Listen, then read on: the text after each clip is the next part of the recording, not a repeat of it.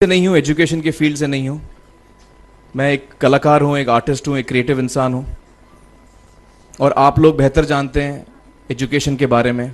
इतने साल से आप एजुकेशन चला रहे हैं। पिछले कुछ साल से मेरा अनुभव हुआ है, चूँकि मैंने कुछ फिल्में की हैं। एक फिल्म थी तारे ज़मीं पर, और अभी हाल ही में मेरी जो फिल्म आई है 3 इडियट्स, ये दोनों फिल्में एजुकेशन के टॉपिक पर हैं। तो लिहाजा मैं इस वजह से मैंने काफ़ी रिसर्च की एजुकेशन के ऊपर, और कुछ चीज़ें मेरे सामने आई हैं और वो चीज़ें मैं आपके सामने रखना चाह रहा हूँ। आज यहाँ पेरेंट्स हैं, एजुकेटर्स हैं, टीचर्स हैं, बच्चे भी हैं। हो सकता है पता नहीं मैं कितना सही बोल रहा हूँ, गलत बोल रहा हूँ, लेकिन मेरे कुछ विचार हैं जो मैं आपके सामने रखना चाहूँगा एजुकेशन से जिनका संबंध है। और वो ये कि सबसे पहले तो हर बच्चा ख़ास होता है। ये मैंने डिस्कवर किया अपने रिसर्च में। हर बच्चा ख़ास होता है। हर बच्चे में, हमारी तरह, आपकी तरह और हमारी तरह, हर बच्चे में कुछ ना कुछ काबिलियत होती है, कुछ ना कुछ कमज़ोरी होती है। मुझ में भी कमज़ोरी है, काबिलियत है। आप में भी कुछ ना कुछ काबिलियत और कमज़ोरी है, और हर बच्चे में कुछ ना कुछ कमज़ोरी और काबिलियत होती है। और हमें as parents, as elders, as education system, हमें हर बच्चे की खासियत को पहचानना है, उसे मदद करनी है। उसकी क्या खासियत है, उसका क्या दिल चाहता है, उसे किस चीज़ में खुशी मिलती है, वो हमें उसको हेल्प करना है कि हम उसको वो ढूंढ सके, और उसमें हमें सपोर्ट करना है। और जो उसकी कमज़ोरी है उसमें हमें उसको सपोर्ट करना है। मुझे अक्सर एजुकेशन इंस्टीट्यूट्स मुझे बोलते हैं कि हम हमारे स्कूल में सारे बच्चे पास होते हैं, हमारे स्कूल में सारे बच्चे फर्स्ट आते हैं, या हम जो बोर्ड एग्ज़ाम है उसमें हमारे सारे बच्चे पास होते हैं। मुझे एक सवाल पूछना है कि हमारे कितने बच्चे खुश हैं। सबसे बड़ा सवाल मेरा ये है, how many of our children are happy. और वो जो हैप्पीनेस कोशेंट है ना, वो मेरे लिए सबसे अहम है। क्योंकि देखिए, पढ़ाई लिखाई तो हम सीख ही लेते हैं। जब मुझे कोई चीज़ सीखनी होती है तो मैं कुछ ना कुछ करके सीख ही लेता हूँ। हमारी फिल्म 3 इडियट्स जब रिलीज़ होने वाली थी, रिलीज़ से पहले हमने कई स्क्रीनिंग्स रखे थे, टेस्ट स्क्रीनिंग जिसको हम कहते हैं, जिसमें कि हम ऑडियंस जैसे आप लोग हैं उनको बुलाते हैं, फिल्म दिखाते हैं, उनसे पूछते हैं कि फ़िल्म कैसी लगी। ऐसे एक टेस्ट स्क्रीनिंग हमने किया था। बम्बई में एक फैक्ट्री में कारीगर लोग काम करते हैं, तो करीब 25-30 कारीगर आए थे उस स्क्रीनिंग में। स्क्रीनिंग के बाद उनका एक कारीगर था, उसने मुझसे एक सवाल पूछा। उसने मुझसे ये पूछा, आप लोगों ने फिल्म देखी है 3 इडियट्स? उसमें उसने मुझे एक सवाल पूछा जो बहुत कमाल का सवाल था। उसने मुझे ये सवाल पूछा कि सर, पिक्चर के अंत में हमें पता लगता है कि आप तो रणछोड़ दास थे ही नहीं, रैंचो तो थे ही नहीं आप, तो सर्टिफिकेट तो आपको मिला नहीं, वो तो जावेद जाफरी को मिल गया। तो आप इतने बड़े साइंटिस्ट कैसे बन गए? इतने बड़े पेटेंट्स, 400 पेटेंट्स, जापानी लोग आपके पीछे पड़े हैं, तो आपको सर्टिफिकेट तो मिला नहीं, तो आप इतने बड़े साइंटिस्ट कैसे बन गए? बहुत ही अहम सवाल है ये, बहुत ही इंपॉर्टेंट सवाल है।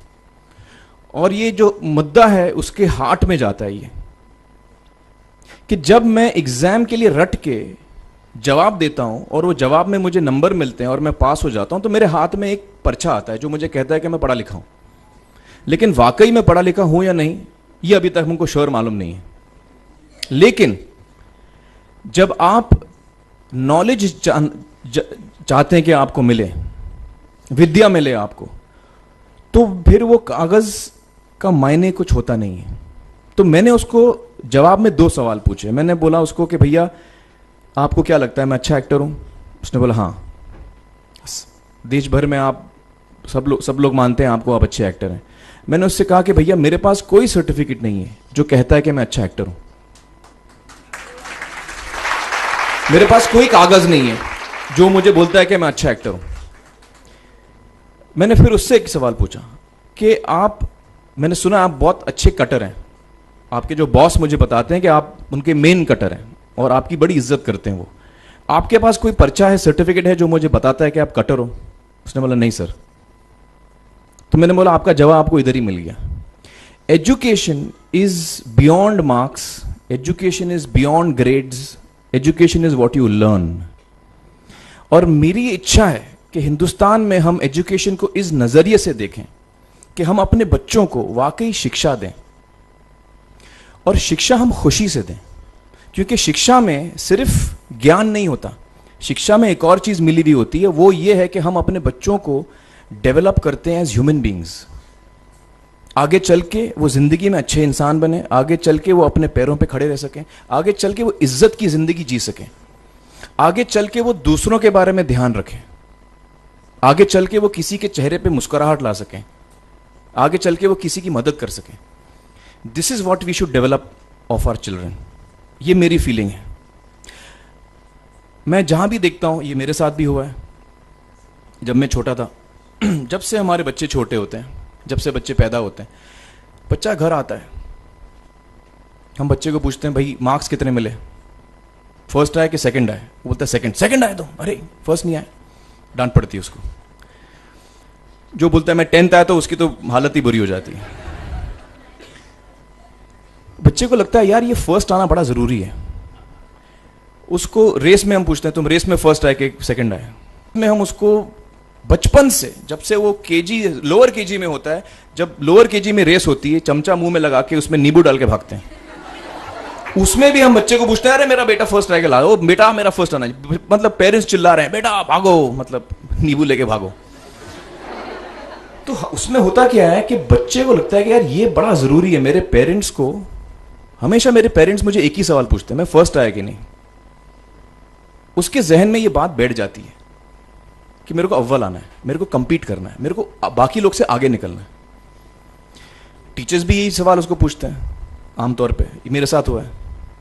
होता क्या है कि जब वो बच्चा 21 साल का होता है तो वो बड़ा सेल्फिश हो जाता है, और उसको सेल्फिश हमने बनाया, हमारे सिस्टम ने बनाया। वो अपने बारे में सोचता है और किसी के बारे में नहीं सोचता है, क्योंकि यही हमने उसको ट्रेन किया है बचपन से।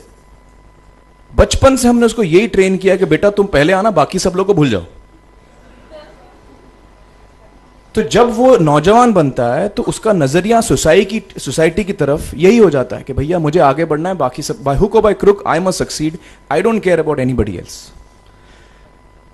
मेरा ये दिल कहता है, मेरा ये दिल चाहता है कि अगर हम जितने यहां पेरेंट्स हैं, एडल्ट्स हैं, यंगस्टर्स हैं जो कल जाके पेरेंट्स बनेंगे, अगर हम अपने बच्चों को ये सीख दें जब वो छोटे हैं, जब वो घर आए हम उसको ये सवाल पूछें, ये नहीं पूछें कि मार्क्स कितने मिले, उसको ये पूछें कि बेटा आज तुमने किसकी मदद की, आज तुमने किसके चेहरे पे मुस्कुराहट लाई। अगर हम उसको ये पूछें तो उसको ये लगेगा कि यार जरूरी ये है। मेरे पेरेंट्स मुझे हमेशा ये पूछते हैं, मार्क्स का तो कभी पूछते नहीं, वो मुझसे ये पूछते हैं कि भैया तुमने किसको हेल्प किया आज। तो हेल्प करना लोगों को, लोगों के बारे में सोचना, लोगों के चेहरे पे मुस्कुराहट लाना, ये मेरे पेरेंट्स के लिए बड़ा इंपॉर्टेंट है। साइकोलॉजिकली वो इस चीज के साथ बड़ा होगा। स्कूल वही जाएगा, पढ़ाई लिखाई वही करेगा, वो उसका नजरिया थोड़ा बदल जाएगा। जब वो बच्चा नौजवान बनेगा, 21 साल का होगा, और सारे बच्चे उस उम्र के जब 21 साल के होंगे, हमारी सोसाइटी चेंज हो जाएगी।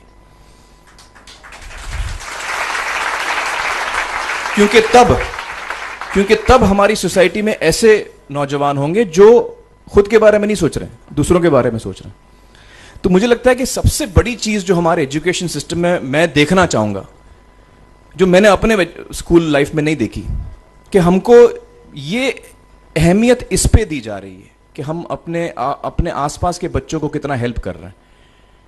ये एक बहुत बड़ी तब्दीली अगर आ जाए तो मुझे लगता है कि हमारा देश बहुत सुधर सकता है, बहुत बदल सकता है।